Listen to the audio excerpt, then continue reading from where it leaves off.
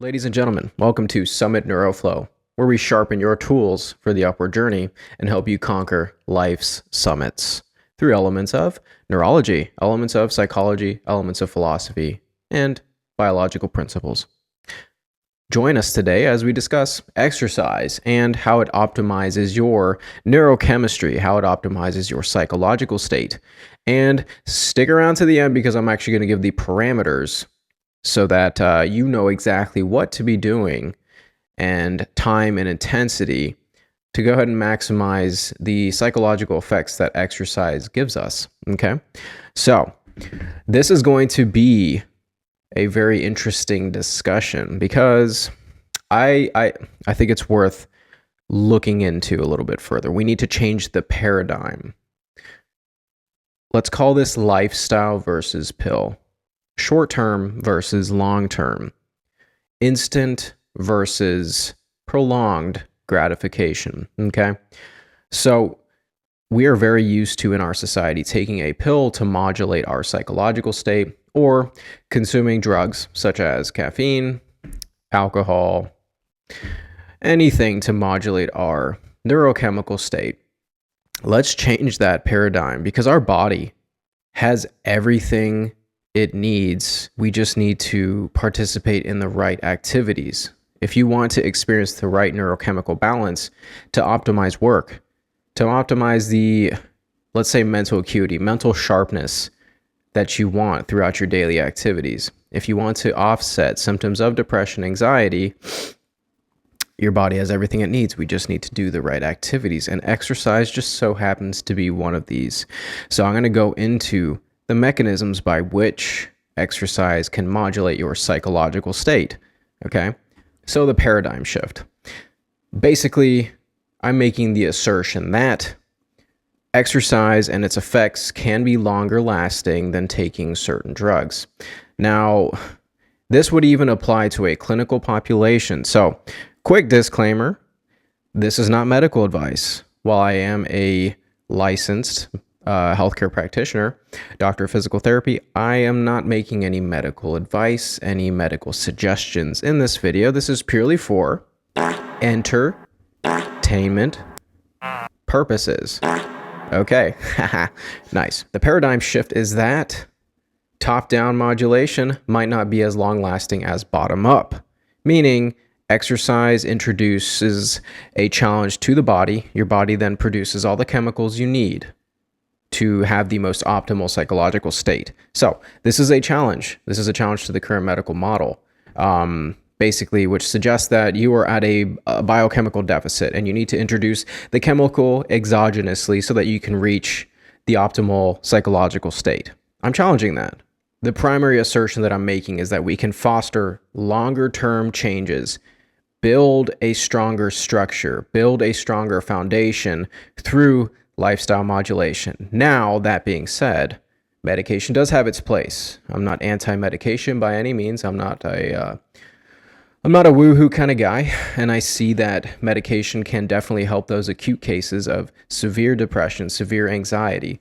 And in those cases, I think medication combined with lifestyle modulation can definitely be the answer. So the answer is not in the long term to rely upon medication because medication can get you out of a rut, let's say. Long-term changes will come from, and lasting changes will come from, lifestyle modification, diet, nutrition, exercise, all that good stuff.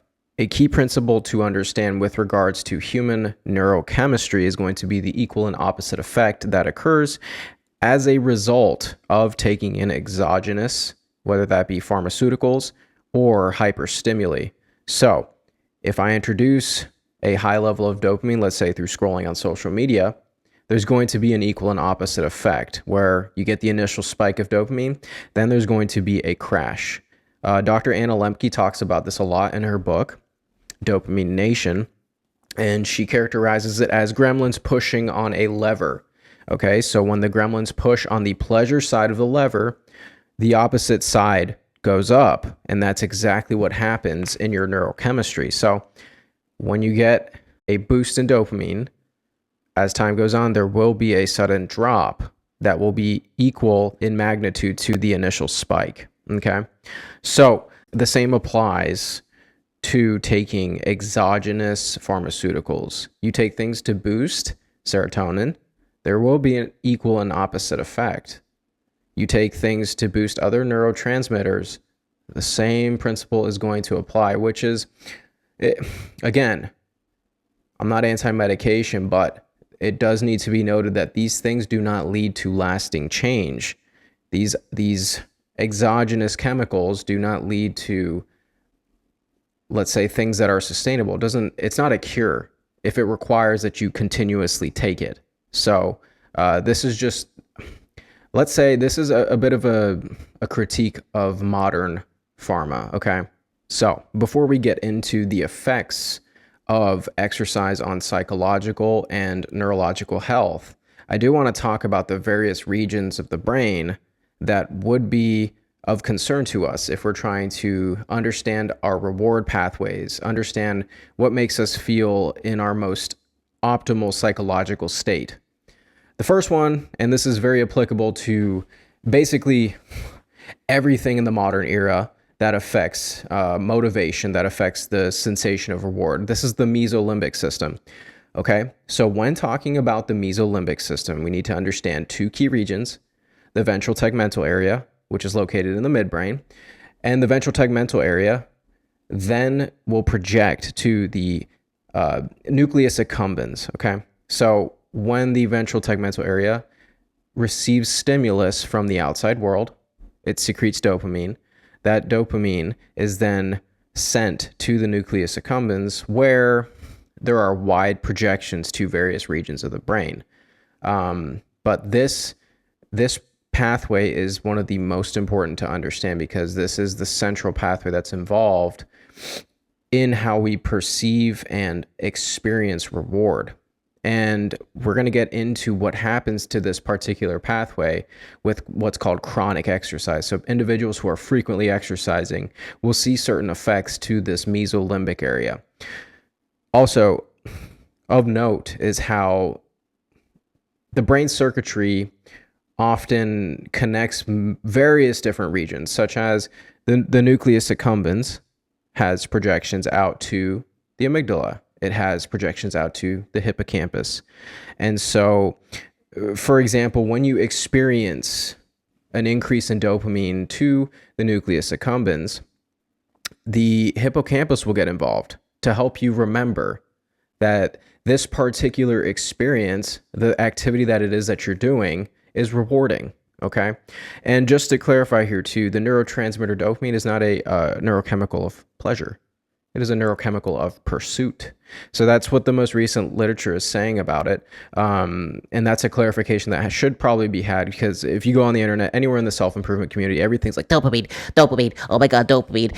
It's the most pleasurable. Like when you have dopamine, it basically makes you feel good. Please. It's like, okay, that's enough. Dopamine is a chemical of pursuit. Okay, secreted from ventral tegmental area to the nucleus accumbens, which is then signaling to the brain, this thing that I'm pursuing is worth continuing. Okay. Hippocampus helps you remember that, and the amygdala will assign emotional significance to that. It contextualizes what's going on. So that is what the amygdala does. The amygdala is responsible for emotional contextualization of the experiences that you're having. The amygdala is really cool too, because it's a region of precognition. Okay. Basically, the amygdala responds before your prefrontal cortex does to the stimuli that are presented. Okay.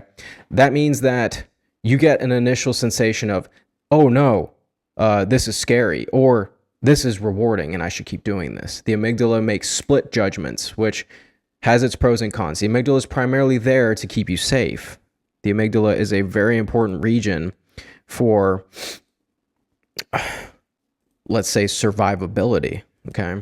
Next up would be the hippocampus. So hippocampus is involved in short-term and long-term memory. It's the filing system for the brain. So the hippocampus assists with the projections and the neural development of pathways that help us remember things.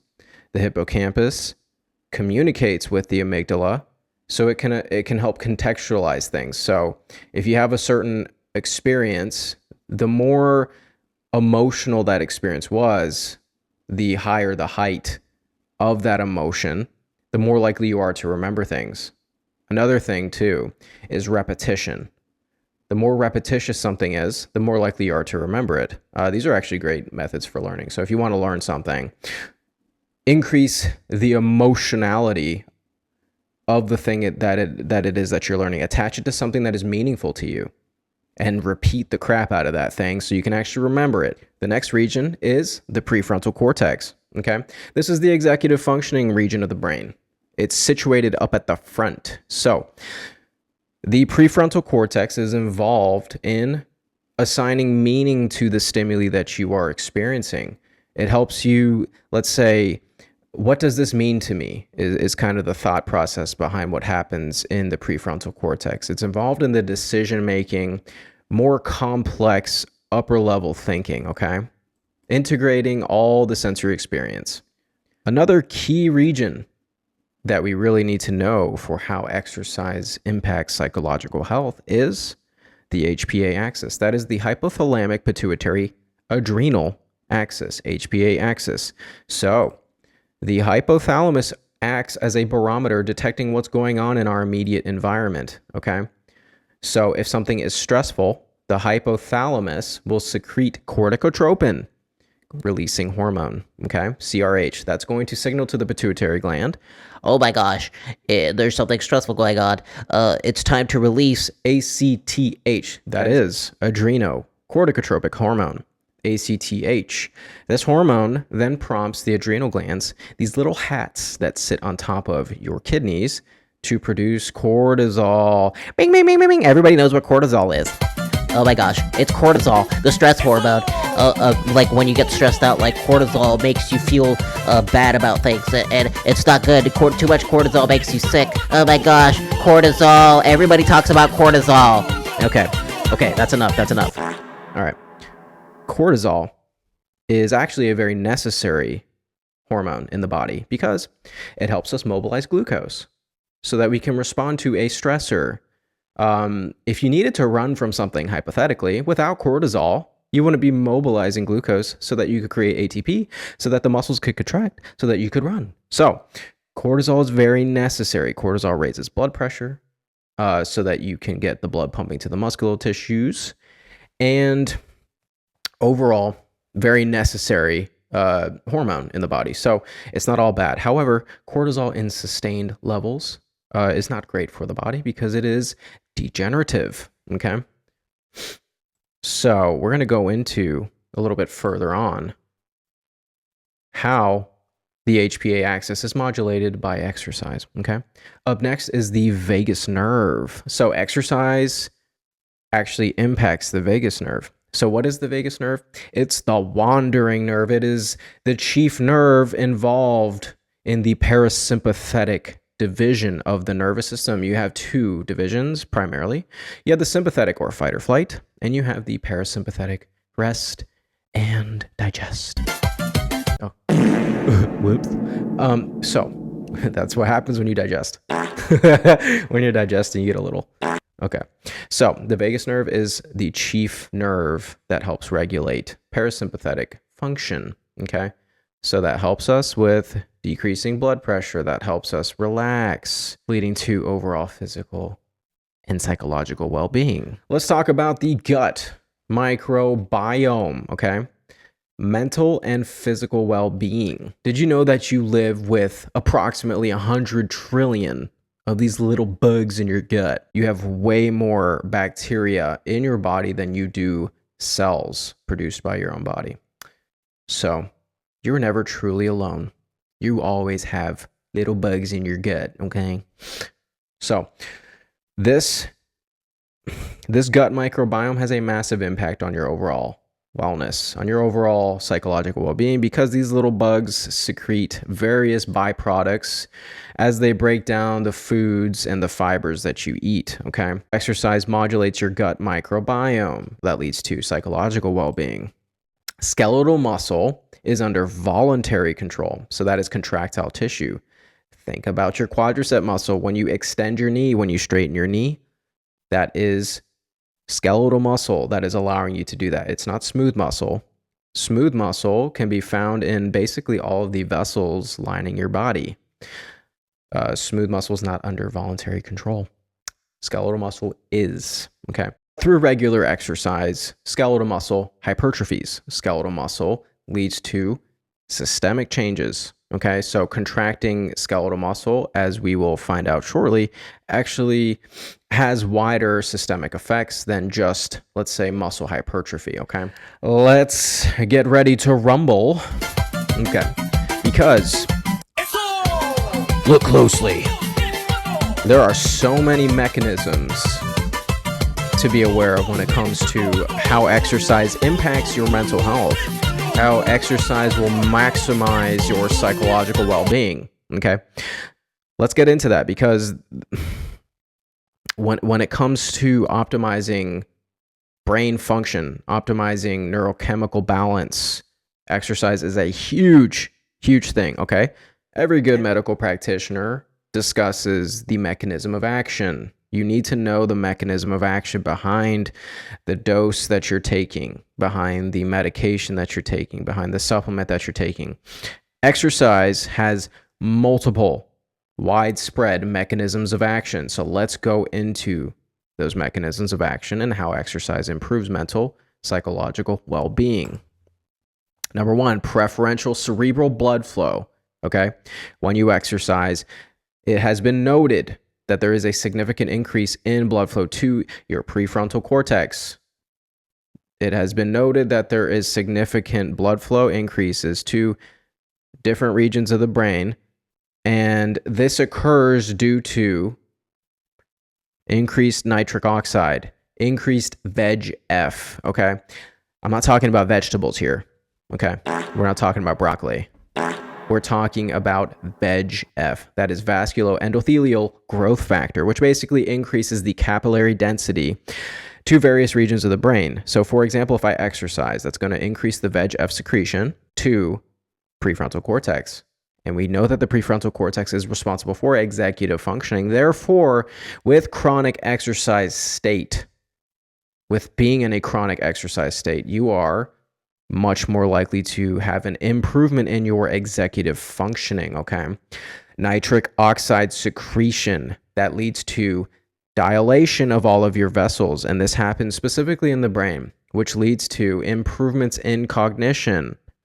This leads to improvements in neurochemical secretion, because every cellular process in the brain requires blood, because blood delivers nutrients, blood delivers oxygen. So when that happens, you're able to experience improved psychological function, well-being, and you're able to think a little bit more clearly.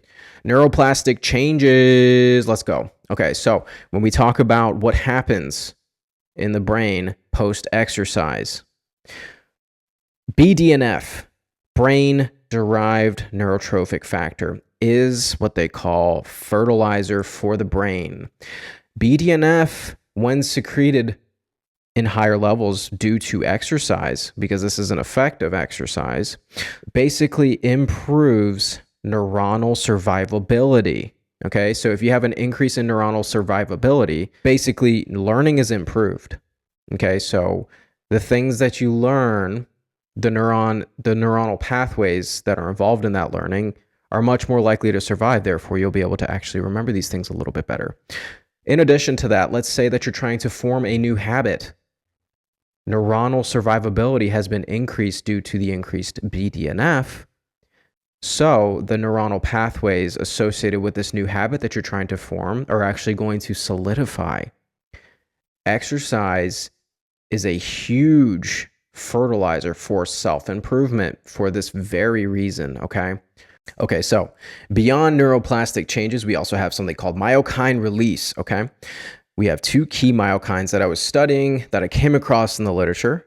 Number one, irisin. Number two, interleukin-6. And this is crazy too. Interleukin-6 is a cytokine turned myokine, okay? Are you guys getting this? Crazy stuff going on, okay? Crazy stuff, okay? So basically what that means, interleukin 6 as a cytokine is pro-inflammatory. As a myokine, it is anti-inflammatory. Okay, so exercise is really cool because it reframes how different chemicals and molecules within the body function. And a great example of this is interleukin 6, okay? In a anti-inflammatory context, post-exercise context, interleukin 6 is responsible for downregulation of TNF alpha. That's tumor necrosis factor alpha, okay? And that's a neat molecule that's secreted. In low concentrations, it's actually thought to be anti-inflammatory. However, in big concentrations, like are often seen in chronic conditions like rheumatoid arthritis, fibromyalgia, it actually leads to degenerative changes across the body, joint pain, back pain, etc., etc. Okay, so back to myokine release. During exercise, you get an increased release of irisin and interleukin 6. Skeletal muscle contractions are what lead to the production of myokines. Myokines are produced from muscle contractions, okay? Irisin is a really cool one too because it is involved in the upregulation of bing, bing, bing, bing. Remember that key thing we were talking about earlier? That was BDNF, brain-derived neurotrophic factor. Why do we like that? Brain-derived neurotrophic factor is responsible for neuronal cell survivability, okay?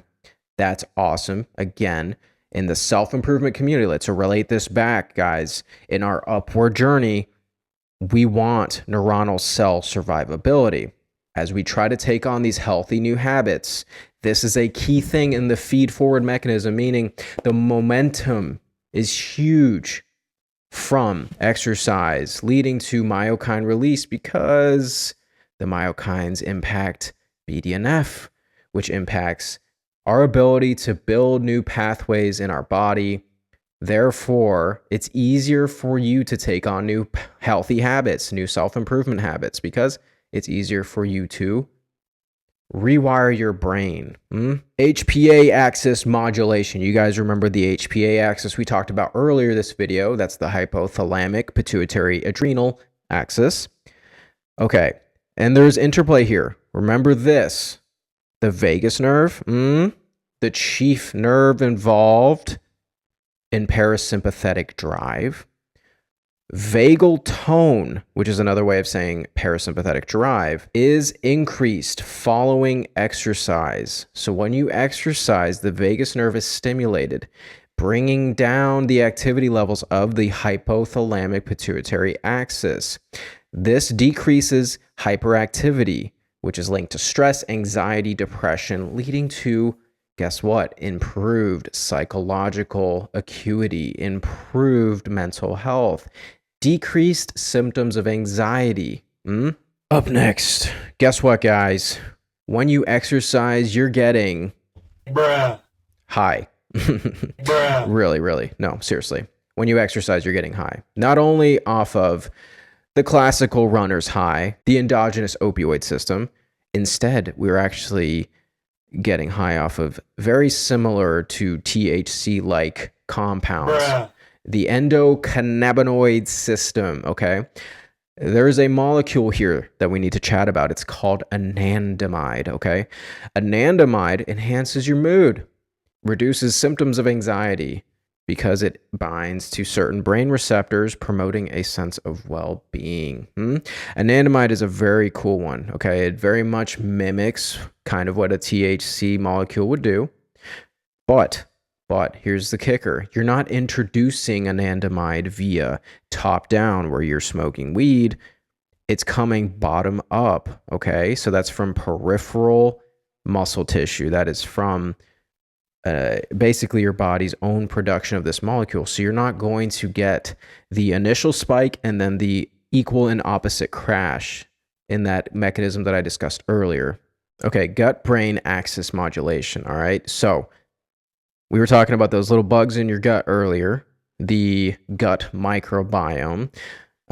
So like, when you're fermenting and breaking down fiber, this actually produces some beneficial byproducts such as butyrate and medium and short chain fatty acids that are anti-inflammatory in nature.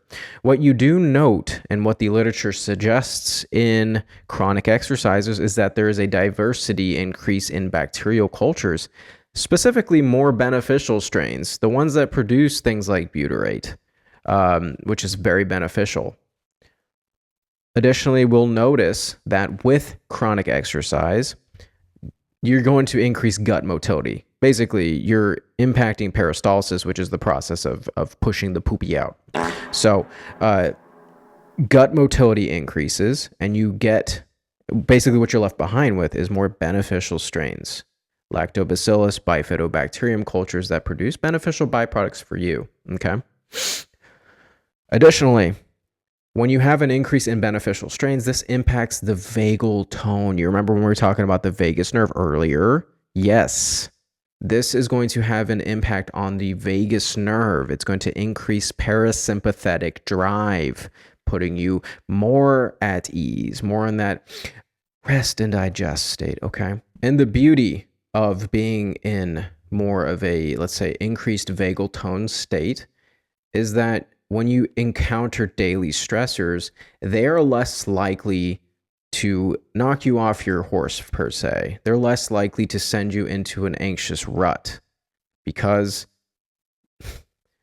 the overall HPA axis is less reactive, okay? The hypothalamus has a higher barrier to entry. It takes more to send you into that HPA overall accumulation of cortisol throughout the body. Improves sleep quality. Exercising, because it reduces the HPA axis activation, it enhances parasympathetic activity, therefore improving overall sleep.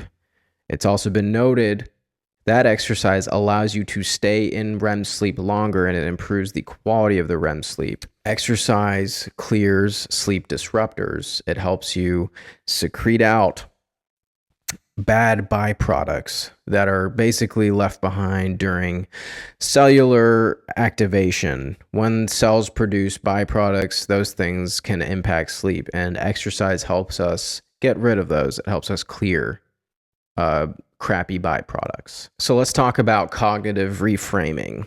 Pain now for future gains. That is current sacrifice, current taking on of things that are not comfortable so that your future self can experience a better reality, okay?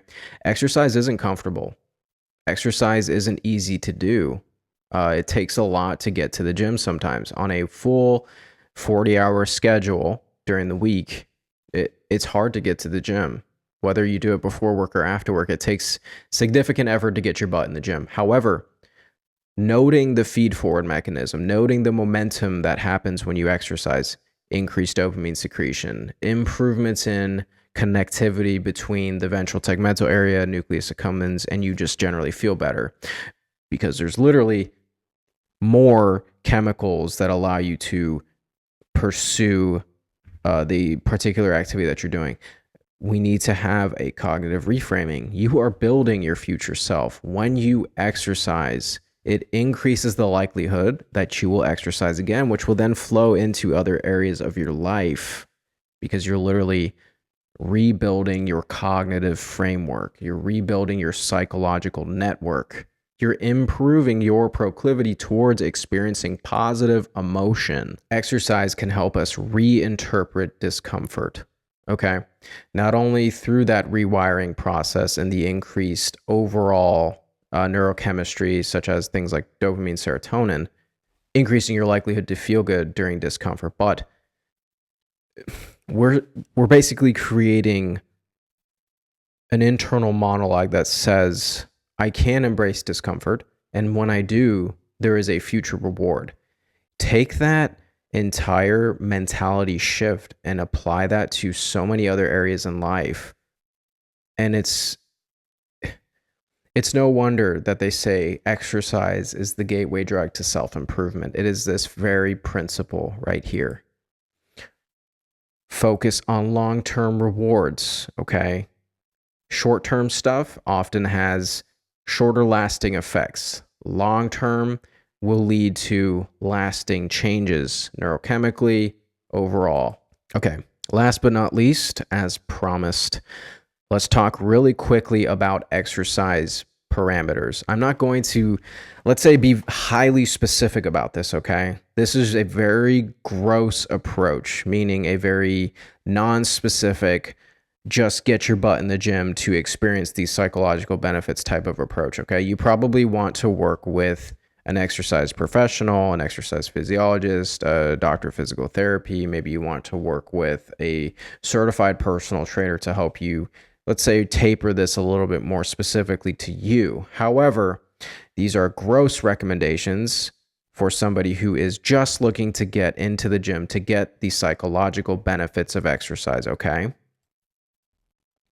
If you are a beginner, shoot for 75 minutes a week of aerobic exercise at minimal to moderate effort. So that might correlate with something like 70 to 100 beats per minute in heart rate, okay? As a beginner, you should also be considering resistance exercise, okay? The literature is kind of difficult to dissect on this, but overall, what I can say is that you should be doing a combination of both resistance and aerobic training to optimize your psychological health. So if you're a beginner, 40 to 60 minutes twice weekly would be a great starting point. That's going to be, again, minimum to moderate effort. So on a rate of perceived exertion on a 10-point scale, you should probably be between 5 and 7 on a RPE scale, okay? If you are more on the intermediate level, you should be getting about 100 to 120 minutes of aerobic exercise at medium or moderate to high level of difficulty, okay? So that's going to correlate perhaps with a heart rate of around 130 to 150 beats per minute.